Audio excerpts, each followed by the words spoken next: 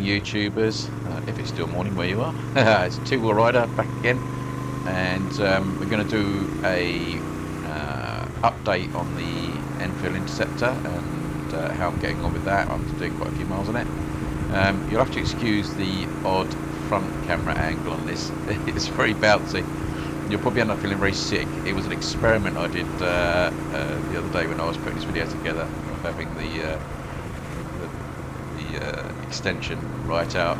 And I realised how wobbly it was, but never mind, we'll put up with that for a minute. So we're going to do an update on the bike, what I found out about it after quite a few miles I've done on this bike, and bring you up to date. So we're heading off to my original place, the old bench in Sussex. So we'll get onto that bench and have a round-up chat.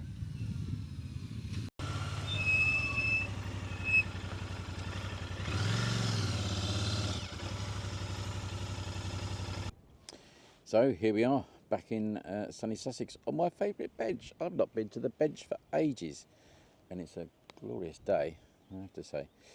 But I thought we'd come up here while it is nice and sunny, and then just do my sort of interim thoughts on the Interceptor and what I picked up after the amount of miles that I've done. I've done quite a few miles now, and it's only just an odd one or two little things, but nothing particularly major, but things that people might find a little bit interesting. So let's get on with it. So what have I found out about this bike while I've had it? Some of the things aren't actually the bike's fault, if you like, and some of them are my fault. But I'll give you my thoughts on it so far. The overriding thing is, though, that I've really enjoyed it. It's still a really lovely bike to ride, and it's actually becoming my sort of everyday hack, really. And because it's such a lovely riding position and so easy to sort of just ride, really, that I'm actually really enjoying it. But a couple of things then that I've noticed with the bike. First one, which is nothing to do with the bike, not the bike's fault at all, is that with the, and people might just want to be aware of this, and I think this is actually a common issue with the Interceptor, because I've looked online like everybody else. Having panniers fitted means you can't really access the rear pegs. So, and it doesn't really matter what you do with that. And they do a kit for this bike which puts the rear peg off these brackets. Oh, exhaust is hot. Off these two here, so it moves it to about here. So I might actually invest in those. I think you can get them for about 30 quid. So that's something I'm going to consider doing, because it makes these completely useless. And if I have my partner on the bike, she can't actually reach this at all. We had to take, although you can take these panniers off really easy, just a little bit of a problem that. Whether having them, I would have thought the peg would come about here, but whether that will affect me as a rider, don't know. But it's probably worth the punt on the 30 quid, I know, so I'm going to order those up. Other things that I'm doing, the mirrors on this are fine, there's no vibe or anything, but what I do notice that I'm sort of craning my neck over my shoulder to see behind me properly.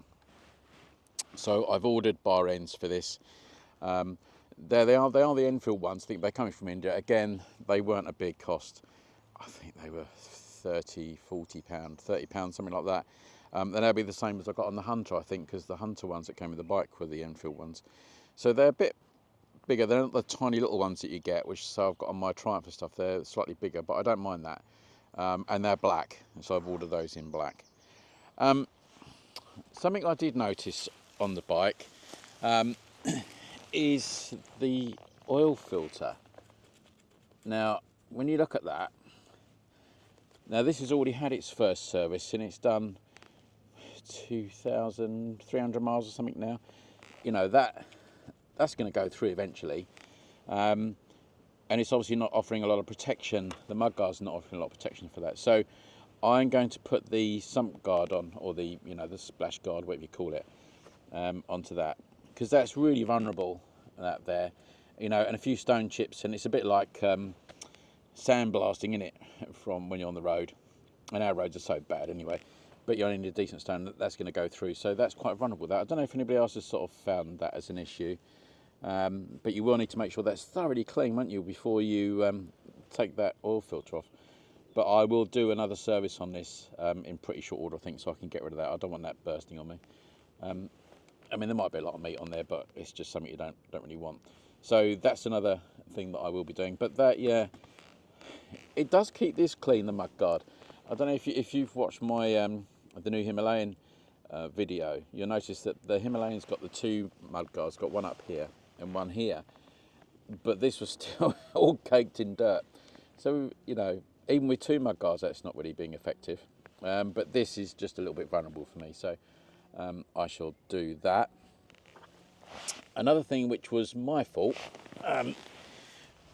this got quite dirty the other day, and I thought, oh, I'll get a brush and I will just brush the, because it was all dry and it was sort of almost like dust. And I brushed it, and by brushing it, and I wouldn't say it was a particularly coarse broom, it did take some of the finish. It scratched it, which is a bit frustrating. So you might want to watch that. You know, I think the finish is good on this bike, but it's not thick. You know, they probably measure these things in microns, so just watch that. And I did it the same with the casings and stuff, and they did get sort of fine scratches on. They'll polish out, no problem. As soon as I noticed that, I stopped doing it. Got a rag out. But yeah, good job I didn't do the tank. Another thing which is a slightly more noticeable problem, and it's something that somebody did pick out on the Hunter. Somebody commented about the Hunter getting into the tram lines a little bit on roads, and the steering starting to follow the tram lines a little bit. And when I read that, it was the same thing on the same day that I noticed it on this a lot, that this bike followed the tram lines quite a lot on the roads. And when I mean tram lines, I mean, you know, really fine. I'll tell you what it was in particular. It was on the N25 between sort of Chertsey and Leatherhead, where it's like a concrete surface, and I suppose it's scored up to give it more grip. But I found that the bike was following that and sort of take you in a direction you didn't want to go, almost to a point that the bike, I almost thought maybe the frame was flexing in it. Now, I don't think that's a major bike fault. I think that's actually a tyre fault. I think the tyres on this probably will not be the best. They are the original Seats, you know, and I've had no issue with the Seats, particularly on the Scram and the Hunter. I've not felt the same thing, but on this one I did. So maybe, I mean, these have got plenty of life left in them, but I will change those for something a bit more forgiving, if you like. But yeah, it was just an odd thing where the bike was just doing this a little bit, and it really did make it seem as if the frame was flexing in there, because obviously the front was doing something different to the back. So that was a bit odd. What else have I noticed on the bike? Speedo. So the Speedo definitely isn't accurate. I noticed it on my IAMS ride, and I notice it now when I go to the, you know, you get those, tells you how fast you're doing when you come out to a 30, etc. Excuse me, I've had a terrible cough. This is definitely at least 5 miles an hour under. So when it says I'm doing 30, I'm actually doing 25, which is a bit of a pain. It's not the end of the world, is it? But yeah, just something to note there. Don't know whether anybody else has noticed that, but yeah, this is definitely under-reading my speedo.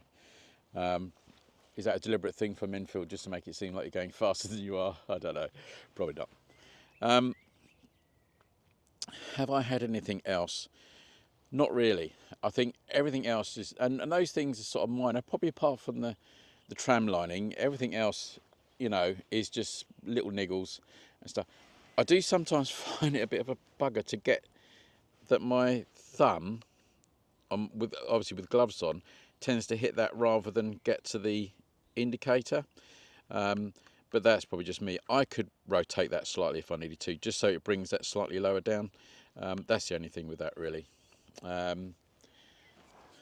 But apart from that, you know, it's been really enjoyable. I'm really enjoying this bike, and I say it's now taken over as my sort of daily ride, and yeah, really loving it, and I love the sound of it. It's got a really good sound. So we've done quite a few miles in it, and I will continue to do so. Now the warm weather's here. Yay, all the lovely weather, isn't it gorgeous? And this will continue to be my ride. The other thing I'm going to look at though is the seat. I may change that to the touring seat, which the only thing I'm concerned about, it doesn't look much thicker. So I need to see one and sit on it before I invest in it, because they're probably around the £100 mark. You can buy them. So we'll see. The other thing I'm going to do is put a USB in here. So I've got the connector, so I will show you that quickly and what I need to do it. Right, so USB connector. So I've got a standard or pretty standard USB accessory socket, and this has actually got the 2 ports on it, which is great, and it's got the little waterproof cap on there. And all you've got on here is just the standard positive and negative. Now, what I've got to do with this little device here, if you can see that, is the connector, electrical connector, which goes to the accessory output, which is behind the headlight. So you've got, I remember how this goes now.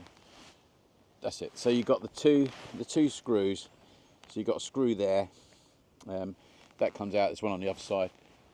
The headlight front comes off, and then you'll find, I think it's yellow or white. There's if you like, an unused connector in there, and that is the accessory port, which that one goes into.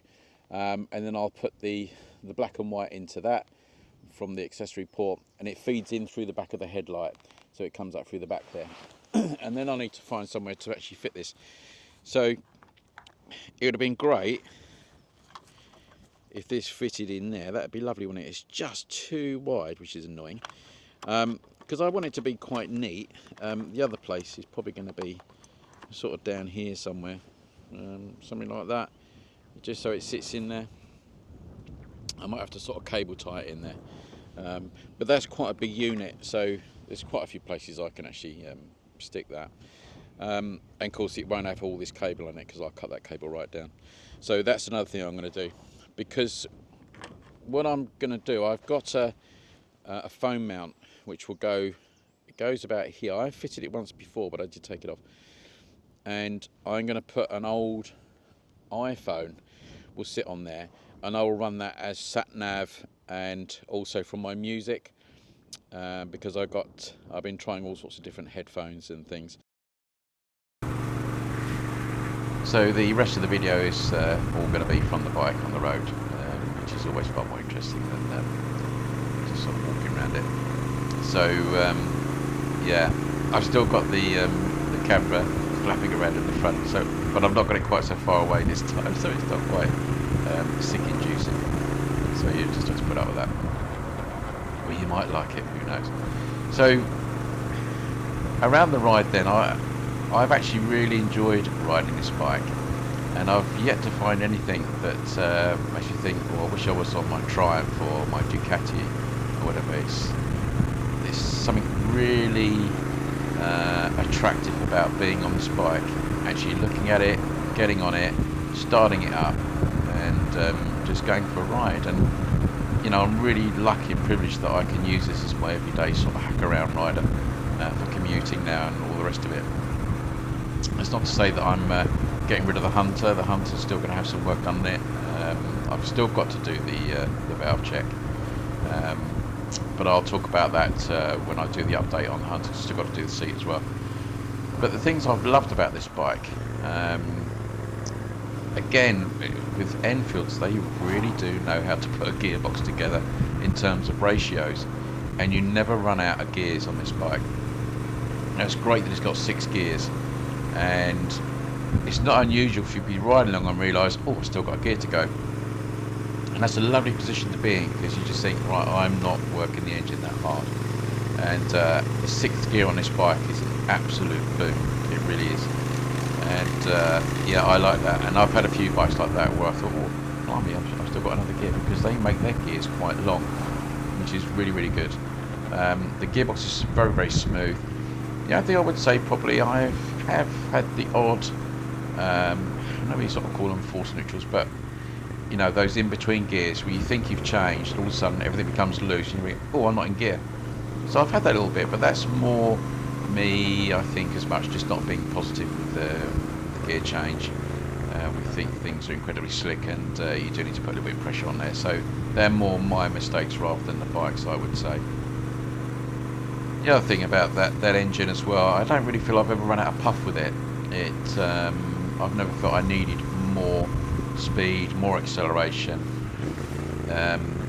It just seems to do everything that I want in a bike at the moment, and that's a really nice thing. Almost to the point where I know I've got the panniers on, that I think I'm changing my attitude slightly to touring bikes and thinking, well, I should have an adventure bike to go touring, when I think a bike like this will actually cover that base. And having the panniers there, which I'm absolutely loving, this could be a really good touring bike, I think. Because you can take the panniers off once you get to your destination, if that's what you're going to do, then you've got you've got your cafe bike, haven't you, ready to go? Because that's one of the things, isn't it, with an adventure bike? It's always an adventure bike. When you've got a bike like this, you know, it can be a bit of a Swiss Army knife, which is great. And I just like the idea of that, really. So sort of in all, really, the purchase of this bike and the experience of riding it have been all really positive. And yeah, great bike for me. One thing it's certainly done is made me reappraise the Bonneville that I've got, because I had to MOT that the other day and got on that, and it felt very different. And I'll do some back-to-back comparisons with the Bonneville, but it'll be a more standard T100 with the new water-cooled ones. So I hope you like that little update, and we'll leave it there, but ride safe, and I'll see you again soon.